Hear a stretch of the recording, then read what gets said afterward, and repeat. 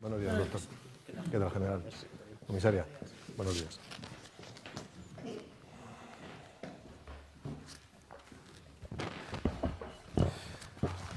Muy buenos días a todos. Las 12 menos 20 van a ser, una hora menos en Canarias, y comienza la rueda de prensa de los responsables técnicos de los ministerios competentes, después de la reunión de cada mañana del Comité de Gestión con el presidente del Gobierno. Como cada día, Fernando Simón, director del Centro de Coordinación de Alertas y Emergencias Sanitarias, María José Rayo, secretaria general de Transporte y Movilidad, el general Miguel Villarroya, jefe del Estado Mayor de la Defensa, el general y jefe del Estado Mayor de la Guardia Civil, José Manuel Santiago Marín, y la comisaria principal y subdirectora general de Recursos Humanos y Formación de la Policía Nacional, Pilar Ollé. Doctor Simón, buenos días. Hola, buenos días a todos. Bueno, como cada día vamos a hacer un breve repaso de la situación a día de hoy. Después pasaré la palabra a mis compañeros para que hagan el mismo ejercicio con cada una de sus áreas y posteriormente pasaremos a una pequeña evaluación y las preguntas. A día de hoy seguimos con una evolución similar a la de ayer. Ayer teníamos 5.183 casos nuevos, hoy tenemos 5.252. Saben que estas cifras entre ayer, hoy y probablemente los próximos días están un poco distorsionadas por la introducción de los test serológicos, que están haciéndose muchas más pruebas y algunos de ellos son en personas asintomáticas, lo cual nos va a implicar que durante unos poquitos días, 2, 3, 4, vamos a tener que ir corrigiendo progresivamente las series para hacerlas lo más homogéneas posible. Esto obviamente va a implicar alguna distorsión en las series de datos que esperamos poder ser capaces de explicar de la forma más correcta.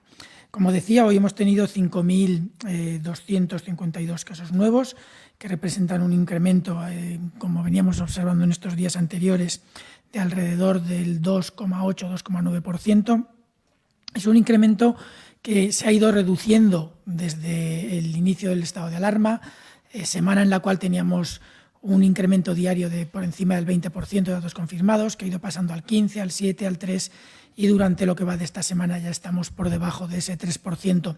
Datos que se observan en la misma evolución tanto para los hospitalizados, que estamos en un 34%, posteriormente 24%, 7%, 3%, y ahora ya estamos en alrededor del 1,7, 1,6% de hospitalizados nuevos, como para UCIs, que también se ha reducido desde el 40% la semana del decreto de alarma a un 1,5% de incremento actualmente, y los fallecidos, que como saben obviamente llevan un retraso un poco superior al resto de las variables, pero ha pasado desde un 38% de incremento diario en fallecidos la semana del decreto de alarma a un 3% esta semana.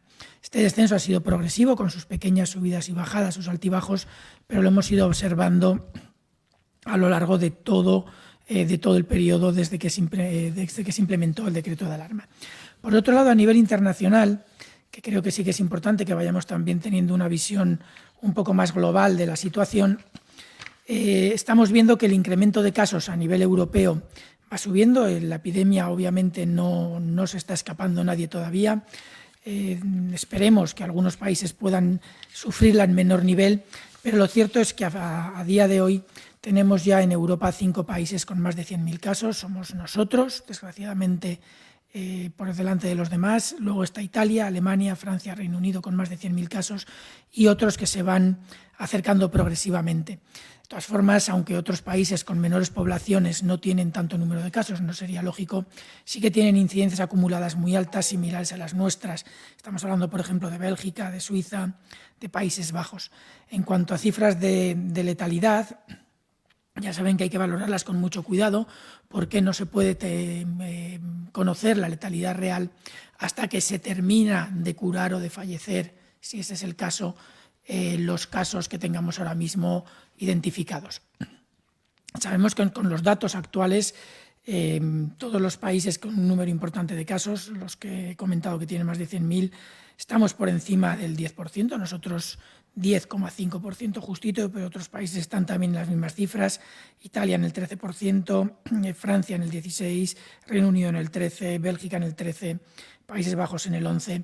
Es decir, que estamos nuestros datos son muy coherentes con lo que se está observando en otros países, que probablemente implica lo que todos esperamos que esté pasando, porque de hecho se acuerdan a nivel internacional que todos estemos utilizando definiciones de casos, fallecidos, etcétera, similares que permitan hacer una comparabilidad, lo cual no es por la obsesión de compararnos con otros países, sino porque los países que consigan una evolución mejor de su epidemia, obviamente nos pueden enseñar cosas a los demás, o nosotros podemos enseñar cosas a los demás que permitan un mejor control de la epidemia en los países donde todavía no han tenido las incidencias que hemos tenido estos países que hasta ahora hemos sufrido más el efecto del coronavirus. Fuera de la Unión Europea, a nivel global, sigue siendo Estados Unidos el país con más casos. A día de hoy tiene ya 632.000, ampliamente por encima del medio millón de casos.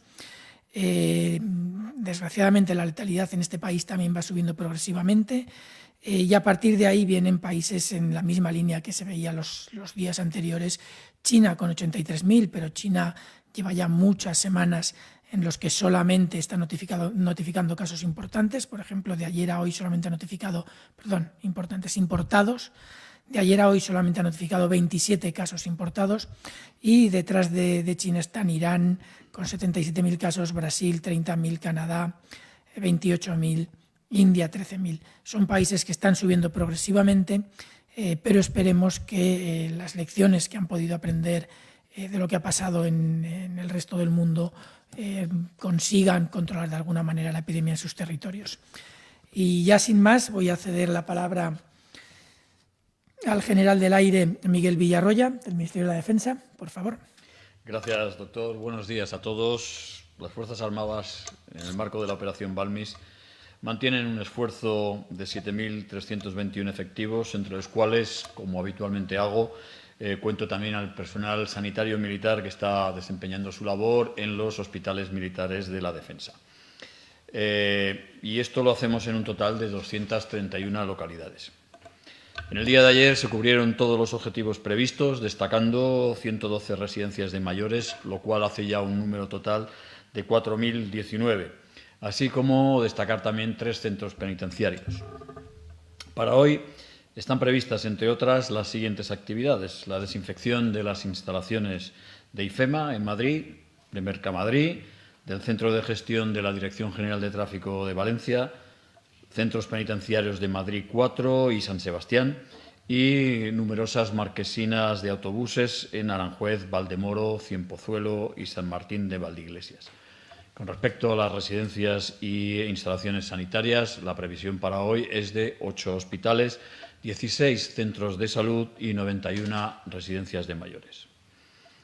También destacar que el buque de asalto anfibio Galicia ha finalizado su escala en Ceuta y se ha hecho a la mar y se permanecerá en la zona del Estrecho de Gibraltar y del Mar de Alborán por si hiciera falta prestar apoyo sanitario a alguna de las ciudades que estén portuarias en ese entorno. En cuanto a movimientos aéreos, hoy tenemos previstos 2 movimientos aéreos estratégicos: la llegada de un avión del operador logístico de defensa que llega esta tarde a la base de Torrejón con 4 máquinas de fabricación de mascarillas, 3 para Mondragón y 1 para el Centro de Farmacia de la Defensa en Burgos. Luego esta tarde también saldrá un vuelo militar, un Airbus 400 con destino a Shanghái para traer diferente material sanitario. En cuanto a movimientos aéreos nacionales, también tenemos previsto un avión T-10, un Hércules, a Canarias con material sanitario, y un T-21 a Palma de Mallorca también con diferentes material sanitario. La UME tiene prevista hoy realizar actividades de formación de desinfección a varios organismos civiles, básicamente en Tenerife, en Jaén y en Logroño. Y bueno, el viaje virtual que estamos haciendo últimamente por distintas unidades que participan en la Operación Balmis, en ese marco hoy me gustaría referirme a algunas unidades de nuestra Infantería Marina que están efectuando tanto actividades de presencia como de desinfección. Entre ellas, pues quería destacar, tampoco es eso, pero quería incidir en la Unidad de Seguridad de Canarias compuesta por un total de 182 hombres y mujeres, que ha realizado hasta el día de hoy 220 actividades de presencia y 22 acciones de desinfección preventiva en diferentes centros de salud, residencias de personas con Alzheimer, centros de la Cruz Roja y similares. Y ya en la península quería también referirme a una pequeña unidad, y pequeña lo digo por su entidad, no por su espíritu, que es la sección especialista en defensa nuclear, bacteriológica y química, que está formada solo por 30 efectivos, denominada Grupo de Movilidad Anfibia de la Brigada de Infantería Marina, que ha participado en múltiples labores de desinfección, destacando residencias de mayores en Algeciras, y hasta ha realizado 33, para no puntualizar, 33 intervenciones en toda la provincia de Cádiz, 6 en Ceuta y 4 en Melilla. Y para concluir, querría volver a incidir que la acción conjunta es la forma normal de actuación de las Fuerzas Armadas, coordinando todas las acciones, tanto en los ámbitos de aire, tierra, mar, espacio y ciberespacio. Trabajamos así para una mayor eficacia. Y de esta forma es como estamos trabajando todos en esta crisis del COVID-19. Trabajando juntos es la forma de vencer, como dice nuestro lema, y que sepan ustedes que ya lo estamos venciendo. Muchas gracias. Muchas gracias, general. Le pasamos la palabra al general de brigada, José Manuel Santiago, de la Guardia Civil. Gracias, doctor. Buenos días. Ayer jueves, los casi 37.500 hombres y mujeres de las distintas especialidades de la Guardia Civil prestaron su servicio por todo el territorio nacional. De ellos, más de 18.000 lo hicieron patrullando las calles de las ciudades, de los pueblos y las carreteras de nuestro país. Y todo ello con la finalidad de vigilar el cumplimiento de las medidas del estado de alarma y de garantizar el funcionamiento de los servicios esenciales. Como resultado de esta labor, se identificó a más de 126.000 personas y se interceptaron casi 2.400. Llevaron a cabo alrededor de 5.000 denuncias administrativas y 26 detenciones. En este sentido, me gustaría remarcar que más del 94% de las personas identificadas han justificado adecuadamente su desplazamiento, lo que demuestra el comportamiento de la ciudadanía, un comportamiento que está siendo ejemplar.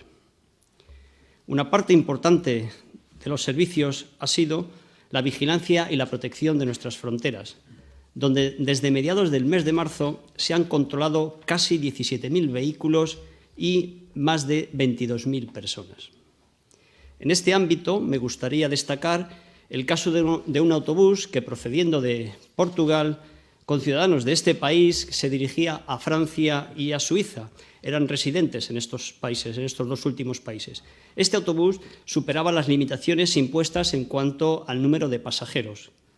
El autobús había sido controlado por la Policía Nacional en la frontera, donde los oficiales de la Policía Nacional le sugirieron que ocuparan 2 autobuses, los que redistribuyeran a los ocupantes en 2 autobuses. Y así lo hicieron. Pero una vez cruzada la frontera, los conductores volvieron a reubicar a todos los pasajeros en un solo autobús. Más adelante se encontraron con una patrulla de la Guardia Civil de Puebla de Sanabria, identificó a dicho autobús comprobando que el mismo había sido ya controlado previamente por la Policía Nacional en la frontera y que no habían seguido su recomendación. A la vista de esta situación, el autobús fue enviado de vuelta a Portugal, debidamente acompañado por la Guardia Civil. Con este hecho, lo que quiero poner de manifiesto son 2 aspectos. El primero de ellos es la complementariedad del esfuerzo que realizan la Policía Nacional y la Guardia Civil. Y segundo, el que mantenemos la guardia en alto, porque está en juego la seguridad de todos. Por lo que se refiere al refuerzo de la prevención de los delitos, me gustaría destacar que durante el estado de alarma hemos puesto un especial empeño en vigilar y proteger los establecimientos comerciales, los mercados, las farmacias y otros negocios similares, al tiempo que hemos controlado los posibles fraudes que pudieran cometerse. A esta labor hemos dedicado una media de 800 efectivos diarios. Y, por ejemplo, en este tipo de servicios y gracias a la colaboración ciudadana se tuvo conocimiento de que una persona en Ávila, en la provincia de Ávila, podría estar vendiendo material de protección no homologado a ayuntamientos, asociaciones y particulares. Una vez realizada la oportuna investigación, se ha procedido a la detención de esta persona por los presuntos delitos contra la salud pública, la propiedad industrial, el fraude y al haberse constatado varias ventas de este tipo de equipamientos. Además, la Guardia Civil, en su lucha permanente contra el delito, no descansa.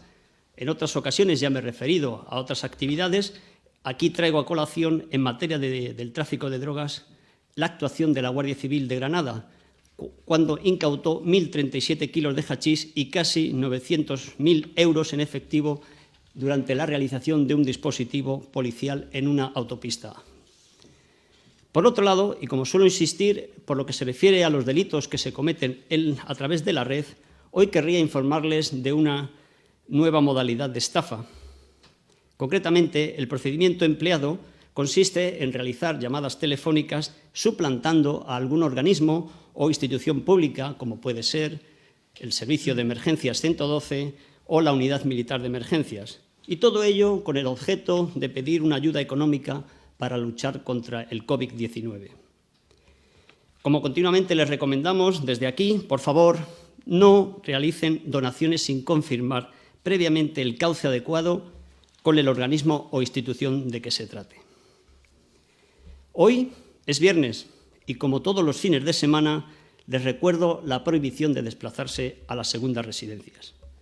Para vigilarlo, tanto la agrupación de tráfico como el resto de las unidades de la Guardia Civil mantendrán los controles de carretera.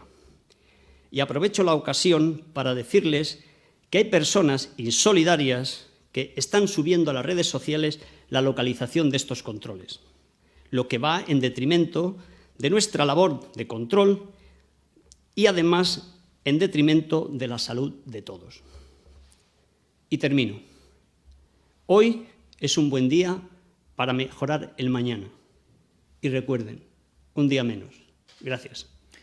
Muchas gracias, general. Le cedemos la palabra a la comisaria principal, Pilar Ayué. Gracias, buenos días. Durante estos días les hemos informado de la constante vigilancia que las unidades de la lucha contra la ciberdelincuencia de la Policía Nacional realizan en Internet y en las redes sociales. Se trata de una labor compleja y especialmente necesaria en estos días de confinamiento, estos días en los que hemos cambiado por obligación nuestra manera de vivir, haciendo que nuestra relación con el entorno virtual sea una necesidad para poder seguir desarrollando tareas tan cotidianas como trabajar, hacer teletrabajo o hacer la compra. Por esa razón, nuestros patrulleros en la red han intensificado sus esfuerzos para garantizar la seguridad de los ciudadanos también en Internet. Ya les hemos advertido, y seguimos insistiendo en ello, sobre diversas modalidades de estafas online, sobre campañas masivas de phishing e incluso sobre ventas de vacunas milagrosas que son, por supuesto, un engaño. Todos ellos tienen un elemento común, sus autores, los ciberdelincuentes, que utilizan el anonimato que creen ellos que les otorga la red para obtener sus ilícitos beneficios.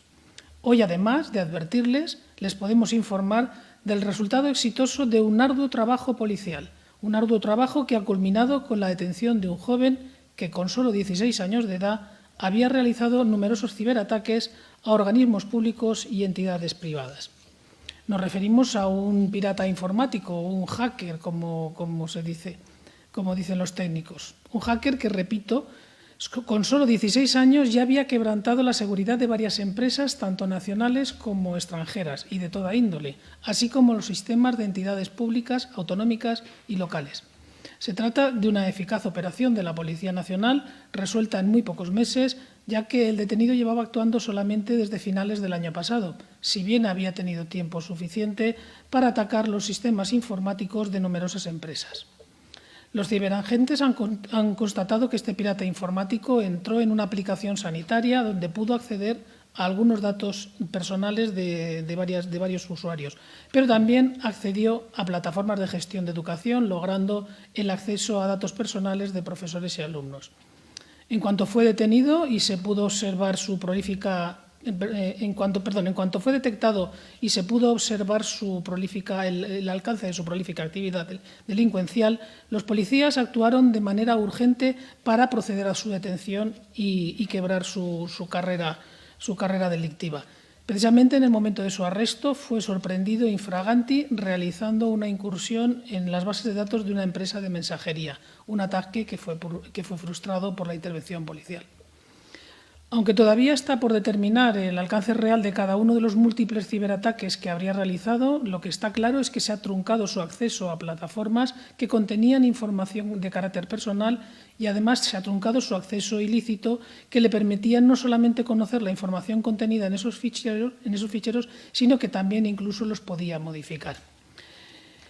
Por otro lado, hace también unos días les informábamos de que la Policía Nacional había celebrado una reunión mediante videoconferencia con representantes de 68 unidades policiales especializadas de países miembros de Ameripol, que es la Comunidad de Policías de América de la que también forma parte España y otros países europeos. En esa reunión, la Policía Nacional intercambió información sobre protocolos de actuación y compartió la experiencia española por la que se pueden adaptar camiones lanzaagua y convertirlos en equipos de descontaminación masiva. En definitiva, la experiencia de convertirlos en unidades de desinfección para grandes superficies. La iniciativa de la Policía Nacional fue muy bien acogida y los participantes acordaron reunirse nuevamente para tratar otros temas relacionados con la lucha común contra el virus e intercambiar las experiencias. Precisamente esa segunda cita se celebró el pasado martes, lógicamente también mediante videoconferencia, y en esta ocasión se abordaron diferentes aspectos sobre la desinformación y el cibercrimen en el contexto de la pandemia global. En esta reunión ya participaron muchos más efectivos, participaron más de 800 representantes de unidades policiales, pero también de fiscalías especializadas y otros sectores relacionados con la información y la comunicación pertenecientes a 12 países miembros de Ameripol. Bajo la tutela de la División de Cooperación Internacional de la Policía Nacional, nuestros expertos presentaron varias ponencias relacionadas con los bulos o fake news, la red oscura y otras sobre las actuaciones que se están llevando a cabo con carácter preventivo y el ciberpatrullaje en la red. Pero también en estos momentos, pero ahora en el ámbito europeo, la Policía Nacional participa en una plataforma de expertos creada por Europol para intercambiar información y experiencias entre los Estados miembros sobre diversos aspectos vinculados a la respuesta policial a la crisis del COVID-19 y además a otros ámbitos relacionados con la delincuencia grave. Nadie puede dudar que si la cooperación policial internacional es vital para luchar contra la delincuencia transnacional, también lo es en estos momentos y tal vez mucho más para luchar unidos contra el coronavirus. Por último, les voy a facilitar información o las novedades de nuestras actuaciones más destacadas respecto del día de ayer desde el punto de vista numérico.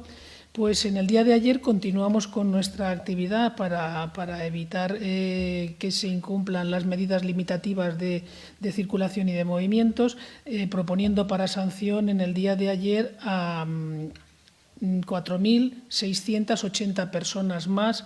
Estamos todos los días en torno a las 4.000, 4.500 personas insolidarias que salen a la calle sin justificación alguna, pero si ellos no cejan en insistir en ello, la Policía Nacional tampoco en detectarlos y recordarles lo que deben de hacer, que no es otra cosa que quedarse en sus domicilios, salvo en las circunstancias que permite la legislación actual.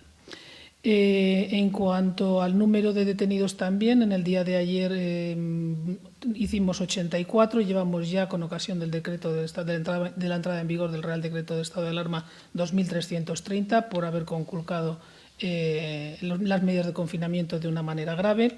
Y por último, como comentaba el compañero de la Guardia Civil, también en el ámbito de las fronteras, en el día de ayer la Policía Nacional controló a 16.432 personas, denegándoles la entrada a nuestro país a 300, porque no tenían acreditadas las razones suficientes para viajar y para entrar en nuestro país, porque es nuestra obligación controlarles a la entrada del mismo en estos momentos que se han restablecido las fronteras.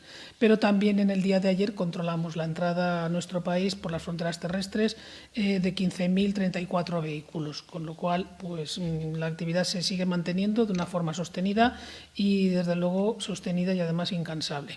En cualquier caso, muchas gracias por su colaboración. Muchas gracias, comisaria. Le cedemos la palabra a la secretaria general de Transportes y Movilidad, María José Rayo. Muchas gracias, doctor. Buenos días a todos. Las cifras de utilización del transporte público de competencia estatal en el día de ayer se han mantenido muy estables, muy similares a las del día anterior, al miércoles. Concretamente, en las cercanías seguimos con niveles de utilización semejantes, entre un 8, un 12% del día equivalente del año anterior. En Madrid un poquito más alta, también en San Sebastián, un poco más baja en Rodalías de Barcelona, en torno al 9%, pero cifras que vienen manteniéndose toda la semana, con la singularidad del lunes, que fue día festivo en algunas comunidades autónomas. En la hora punta de esta mañana no se ha identificado ninguna aglomeración ni tampoco incidencias reseñables. En los servicios comerciales de Renfe, los servicios de AVE principalmente, seguimos con una utilización del entorno de los 1.500 pasajeros al día. Llevamos toda la semana en ese orden de magnitud. La semana pasada estábamos en los 1.100, ha subido un poco, pero también es normal al haber acabado esta etapa de hibernación, la etapa de aplicación del permiso retribuido recuperable. También tenemos cifras de continuidad en la utilización del autobús de larga distancia. Estamos en niveles de demanda del orden del 4% de un día normal, y en transporte aéreo nos movemos también en el entorno de entre 250 y 300 operaciones diarias. Ayer, concretamente, en toda la red de AENA fueron 301 operaciones, en las que destacan un cierto incremento de las operaciones con países de la Unión Europea. Hubo un total de 105 vuelos con países de la Unión. Indicar también que dentro del proceso de reordenación de todo el sistema aeroportuario para adaptarlo a la demanda actual, ya hay 12 aeropuertos que están autorizados para operar bajo demanda en su horario operativo. En estos aeropuertos, cualquier compañía aérea que desee su utilización puede solicitarlo con 3 horas de antelación, y de esta manera se pueden llevar a cabo las operaciones. Estos aeropuertos son Almería, el Federico García Lorca Granada-Jaén, A Coruña, Vigo, Asturias, Santander, Pamplona, Jerez, San Sebastián, Logroño-Angoncillo, Son Bonet y el helipuerto de Ceuta. Indicar también que durante todo el periodo desde que se inició el estado de alarma han operado en la red de AENA más de 100 vuelos de carga, principalmente en los aeropuertos de Madrid, Barcelona, Valencia y Zaragoza, dedicados en exclusiva al traslado de material sanitario. En estos vuelos, AENA se hace cargo de las tasas aeroportuarias, y ello sin perjuicio de todo el material sanitario que se ha transportado, además, en las bodegas de aviones de pasajeros. En cuanto a las cifras de utilización de los vehículos ligeros, del transporte privado particular, también nos mantenemos en cifras similares a martes y miércoles. Estamos en el entorno de reducción de un 70% respecto a la semana de referencia. Y me gustaría volver a hacer referencia, ya por cuarto día consecutivo, al estudio de movilidad con utilización de tecnología Big Data, que va actualizando día a día el Ministerio. Y hoy, el último día publicado, corresponde al día 13 de abril.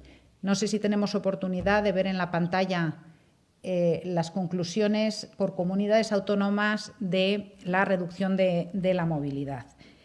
El día 13 fue el lunes pasado, fue festivo en 8 comunidades autónomas, cuestión que se refleja claramente en los porcentajes de reducción de la movilidad en cada comunidad autónoma. De esta manera, las comunidades autónomas en las que hubo una mayor reducción de movilidad respecto a la semana de referencia, que recuerdo que es una semana del mes de febrero, fueron Baleares con el 82%, Cataluña con el 80%. Hay que recordar que estamos hablando de una herramienta que forma parte de un conjunto de herramientas de utilización de tecnología Big Data y que se complementa con las mediciones reales de utilización del medio de transporte público y del transporte privado. En concreto, esta herramienta mide movimientos de móviles y refleja, por tanto, los viajes a pie, los viajes en transporte público y en transporte privado en todas las redes de carreteras.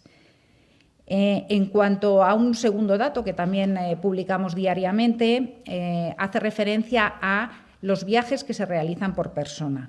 Y no sé si podemos ver el segundo gráfico.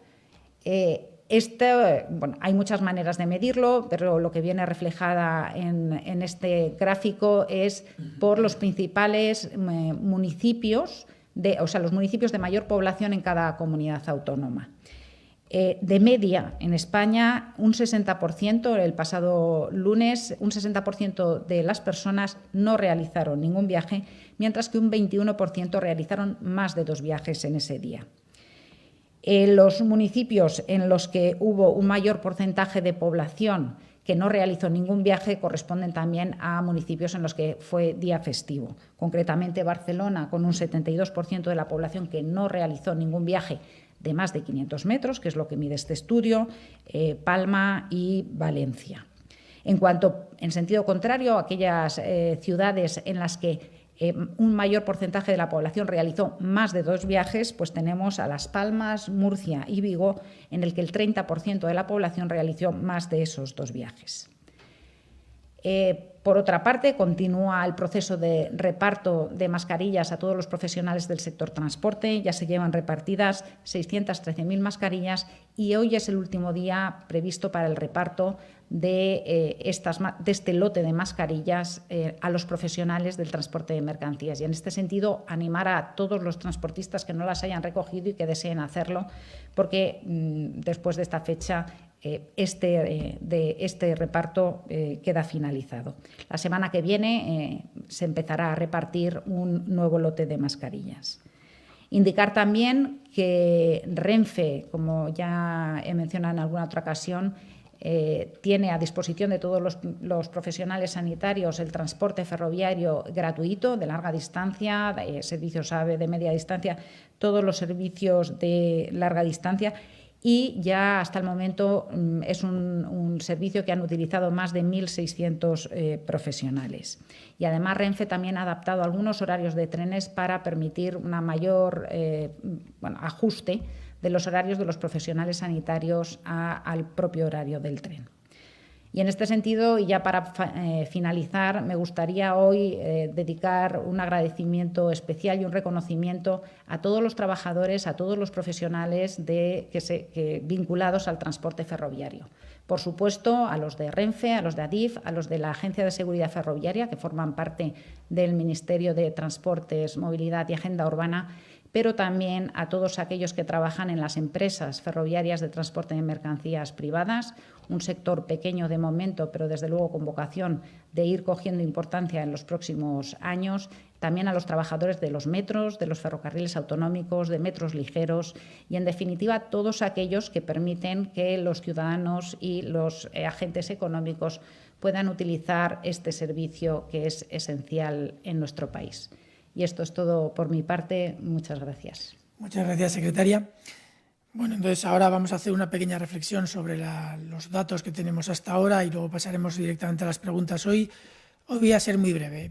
Llevamos ya 2 o 3 días hablando de que se están incorporando información sobre el uso de las pruebas serológicas, que pueden detectar en algunos casos pacientes infectados actualmente, en otros casos detectan pacientes que fueron infectados hace tiempo. No sabemos si 1 mes, 2 meses, 15 días, 3 meses, en el momento en que se pudieron infectar, que desarrollan inmunidad y se detectan ahora. Todo esto unido al mayor incremento en la capacidad del uso de muestras y a una situación más favorable por la reducción importante que ha habido en la transmisibilidad, incluso afortunadamente en el uso de camas de hospital y de camas de UCIs, está permitiendo que se vayan readaptando los servicios y que se vayan readaptando las capacidades de los servicios de salud pública, lo que implica que los datos que nos están llegando ahora están incluyendo algunas cosas que no son exactamente igual a lo que se estaba valorando en los días previos. Obviamente tenemos 2 intereses en el seguimiento de la pandemia. Una cosa es saber el impacto total, global, real. Ese impacto no lo sabremos hasta que no haya pasado la epidemia, hasta que tengamos capacidad para poder detectar incluso al total de personas que se han podido infectar en algún momento, que nunca han acudido al sistema y que eso dependerá de estudios específicos que se tienen que realizar. Por otro lado, también tenemos necesidad de tener series suficientemente estables que miden más o menos lo mismo día a día, que nos permiten valorar si la epidemia evoluciona como se espera que evolucione o no, independientemente de que la magnitud o la cantidad de casos real esté un poco más arriba o un poco más abajo. Si esos datos diarios son estables a lo largo del tiempo, la interpretación de las tendencias puede ser correcta. Entonces, eso nos interesa, y nos interesa de forma prioritaria también a la hora de tener que tomar decisiones, aquellos que tienen que tomarlas, porque si los datos tienen demasiadas distorsiones es difícil de apoyarse en la información real y en la ciencia para poder tomarlas. En este sentido, vamos a tener, como ya les comenté, yo creo que fue ayer o antes de ayer, vamos a tener unos cuantos días en los que tenemos que readaptar toda esa información a la nueva situación. Una nueva situación en la que tenemos disponibilidad de test que significan cosas diferentes, en la que algunas comunidades están empezando, y obviamente es información que es muy valiosa, a recoger información sobre casos posibles no confirmados, de funciones confirmadas, pero también de funciones posibles no confirmadas, y tenemos que ser capaces de reordenar toda esta información de la manera adecuada para presentar datos en los que no haya artefactos, no información falsa, sino artefactos en la serie que nos impidan interpretarla correctamente. Esto, como les digo, nos va a llevar 2 o 3 días, y eso puede implicar que en algunos casos algunos datos puedan incluso parecer un poco extraños. Esperamos que en breve consigamos solucionar este problema. Estamos trabajándolo con las comunidades autónomas.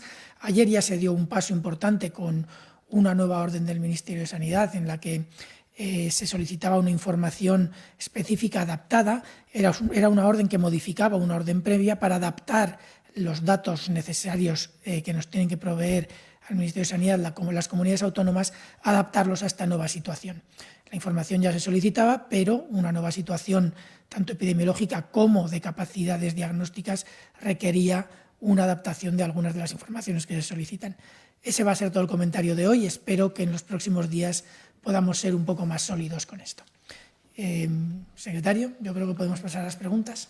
Sí, vamos allá. Hay muchas preguntas en relación con lo que de alguna manera estaba el doctor Simón ahora también explicando, la tardanza en la llegada de los datos, que está ahora mismo volcándose a través de la página web del Ministerio de Sanidad, por si, doctor, quieres abundar un poco más en ello en esa explicación. Sí, hoy, por ejemplo, hemos tenido un problema con una comunidad autónoma en la que por 2 fuentes diferentes, normalmente utilizamos una única fuente, pero hay una comunidad autónoma de la que utilizamos 2 fuentes de información a solicitud de la comunidad, y después de discutirlo con ellas, y encontramos algunas informaciones que no tenían la consistencia que nos gusta o que pretendemos dar a las series de datos que normalmente presentamos. Se ha estado discutiendo con ellas y esto nos ha llevado un poquito más de tiempo, por lo cual los datos se van a publicar hoy con un poquito más de retraso. Lo siento por el impacto que eso tiene, obviamente, en todos los periodistas que obviamente no han tenido tiempo de poder revisar la información antes de que yo la diera, pero hasta esta mañana no hemos podido hacer la discusión para valorar la información que es más adecuada dentro de esa posible variabilidad que hay en una comunidad autónoma concreta. Bien, en este momento justamente se está ofreciendo la explicación a través de nuestro canal de Telegram con el enlace que dirige a los datos del Ministerio de Sanidad, de manera que habrán de concordar las explicaciones y los datos que vemos, aunque también parece que hay algún tipo de diferencia en los propios datos, en el conteo de algunos números. Quizá hoy sea, doctor Simón, un día de ajuste fino, ¿no?, en todos esos datos. Sí, es lo que les comentaba. Estamos empezando a pedir a las comunidades autónomas información más detallada.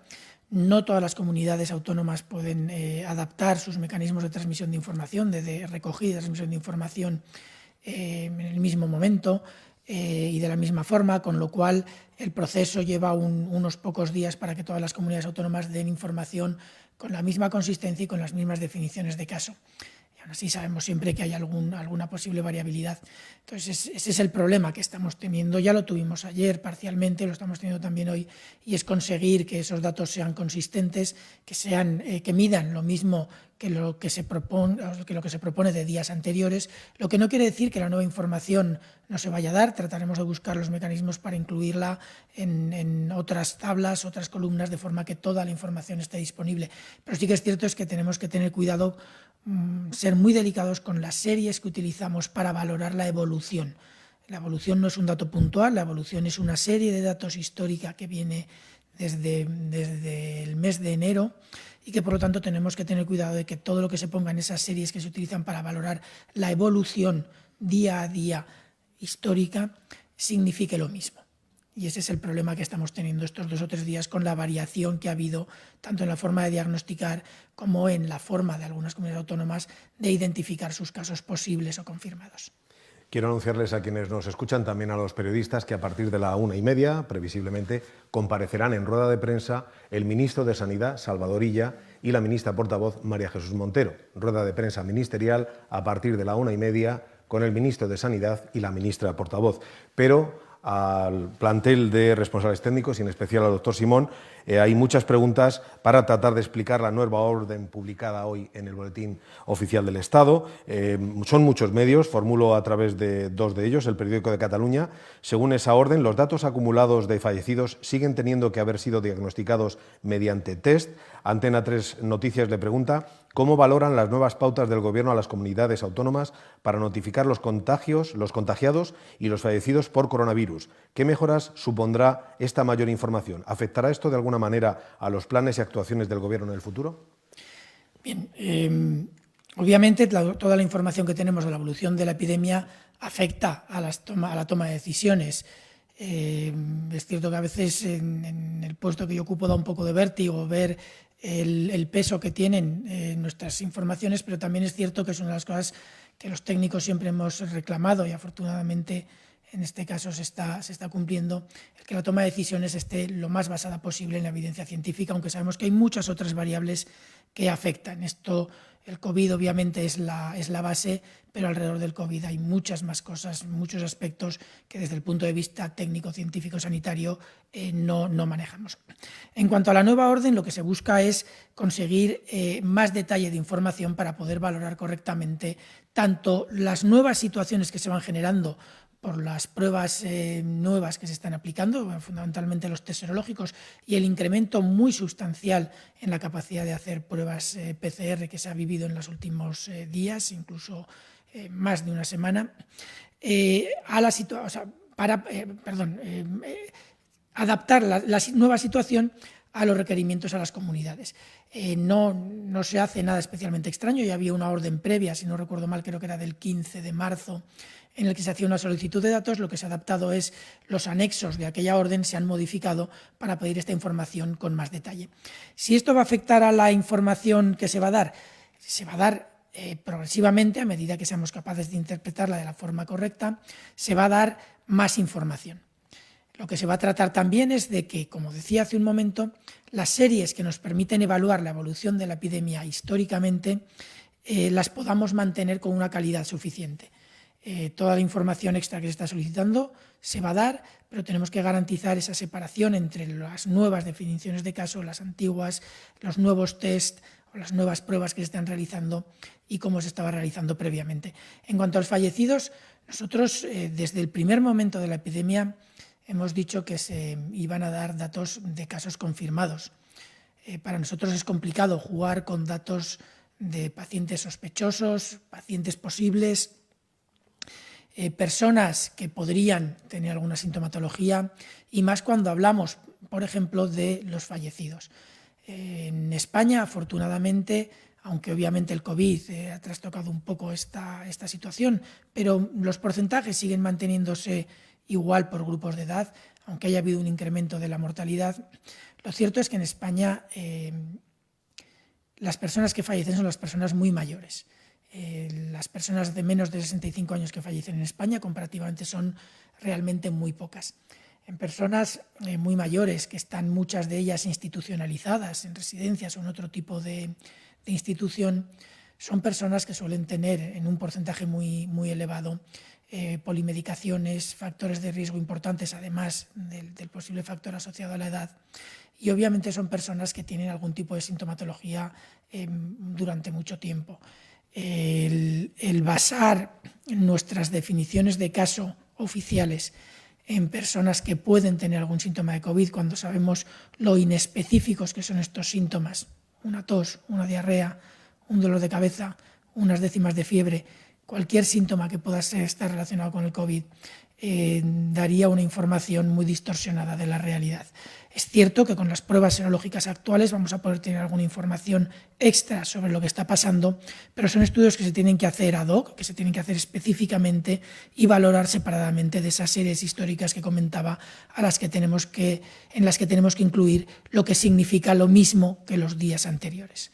Dicho eso, es cierto que las comunidades autónomas están recogiendo cada vez más información sobre esos casos sospechosos, posibles, etcétera, que nos va a ser muy útil tanto para valorar los resultados de las futuras encuestas de seroprevalencia cuando se hagan, como la información global de la epidemia. De hecho, ya hemos oído todos, no sé quién lo haya leído, que en China, por ejemplo, están haciendo ahora una revisión de toda la información de esos casos sospechosos.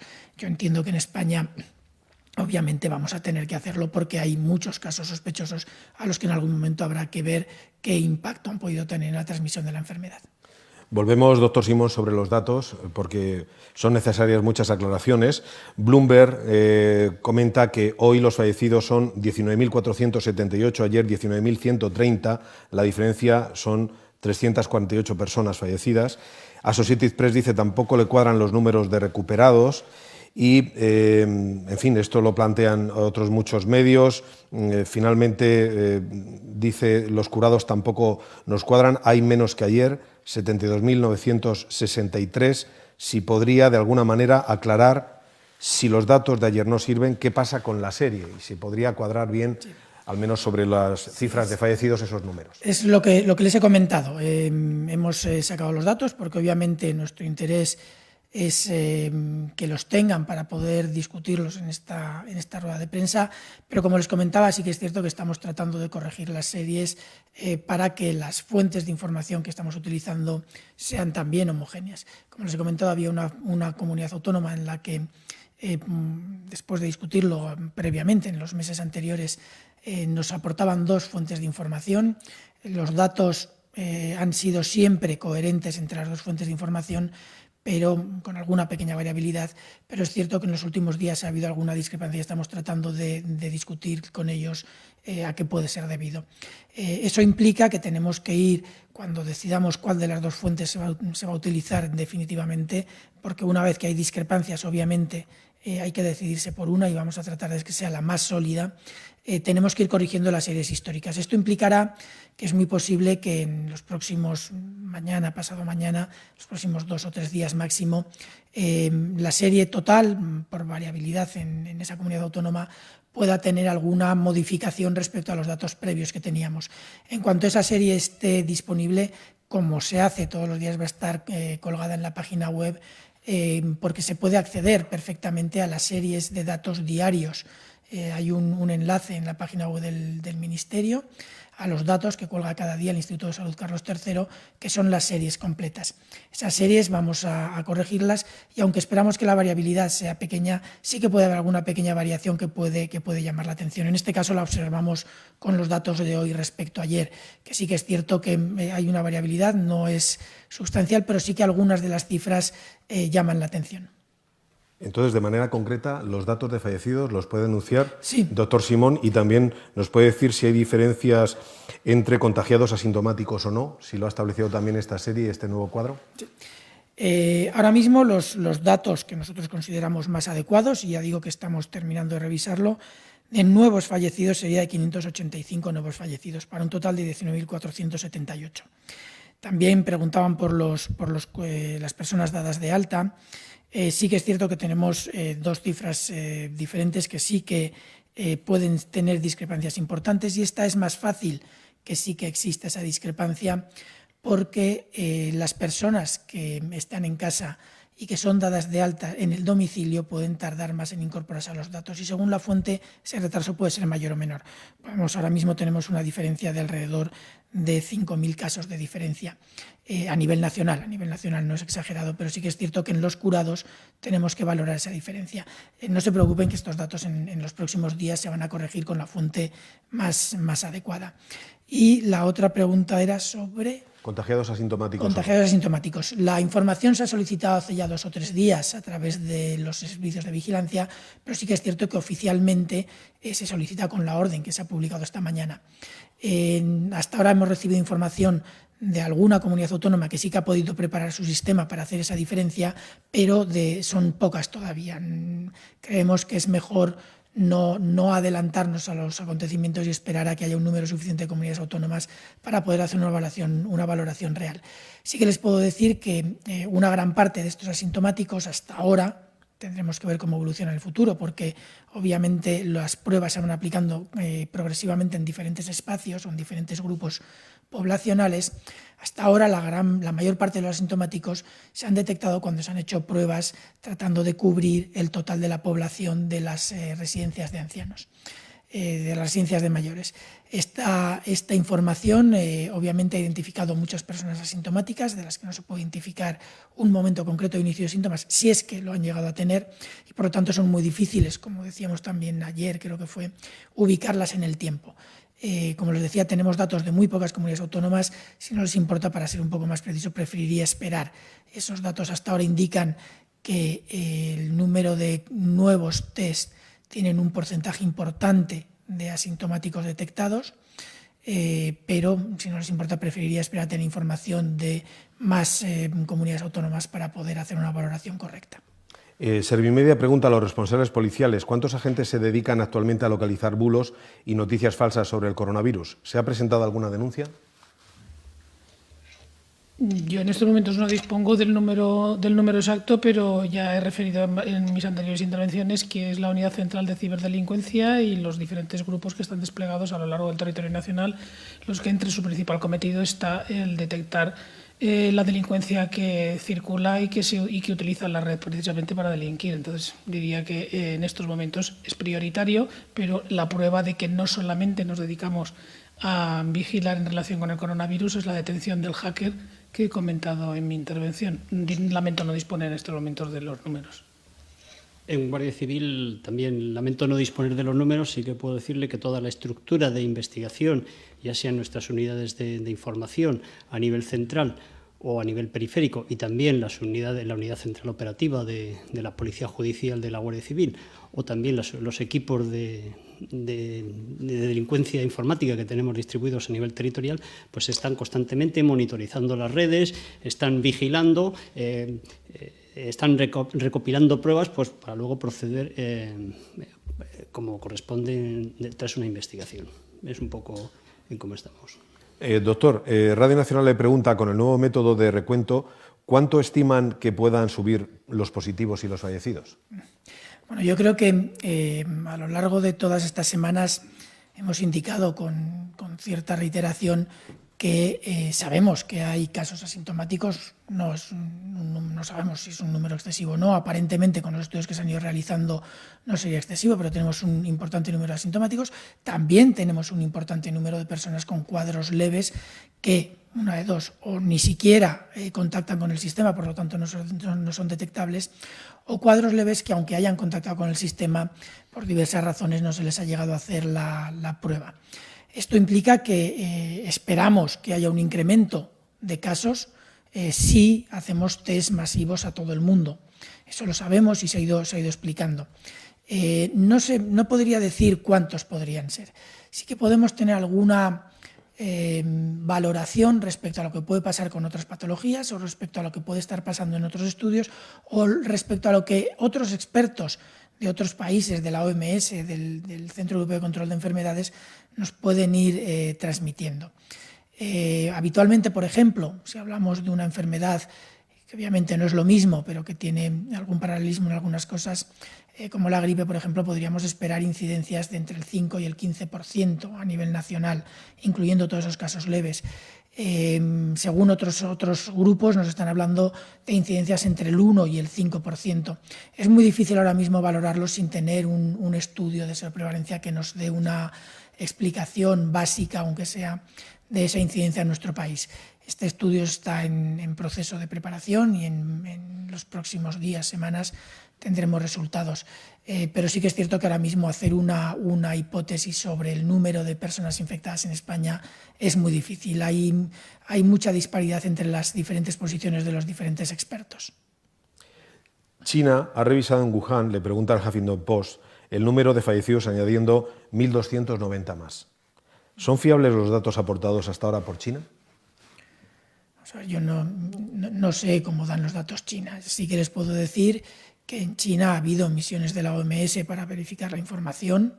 Sí que les puedo decir que la evolución de la epidemia es aparentemente coherente con las medidas de control, pero igual que les acabo de decir que en España seguro que ha habido casos que no hemos detectado, pero que bueno, se irán detectando con el tiempo y con los estudios de seroprevalencia y podremos hacer estimaciones correctas del número total de casos, que no son fundamentales ahora para seguir la evolución de la epidemia, pero sí que los querremos saber para saber el impacto final total de la epidemia.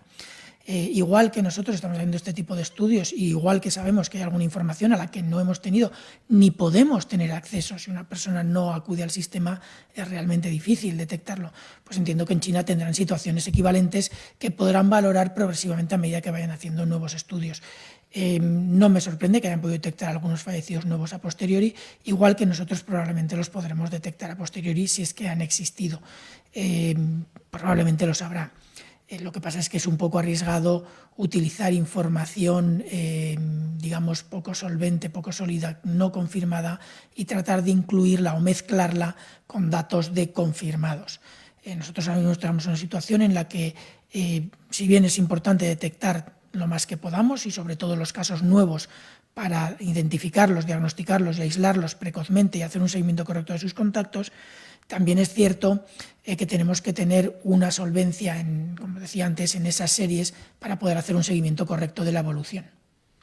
Para finalizar, varias preguntas coincidentes sobre futuros escenarios de desescalamiento. Medios como Le Figaro, Diario 16 o RACU preguntan cosas como las siguientes. Le Figaro: ¿sería planteable en España que la población mayor de cierta edad tuviera que permanecer en confinamiento más tiempo que el resto de los ciudadanos? Diario 16 va por la misma línea. ¿Es cierto que los técnicos podrían valorar para el final del confinamiento que los mayores no salgan hasta el verano? O RAC-U: la Generalitat de Cataluña estudia un plan para que los niños puedan salir de forma controlada en un plazo de 10 días. La Asociación Española de Pediatría ha remitido un informe que pide lo mismo. ¿Es asumible plantearlo en la actual situación de estado de alarma?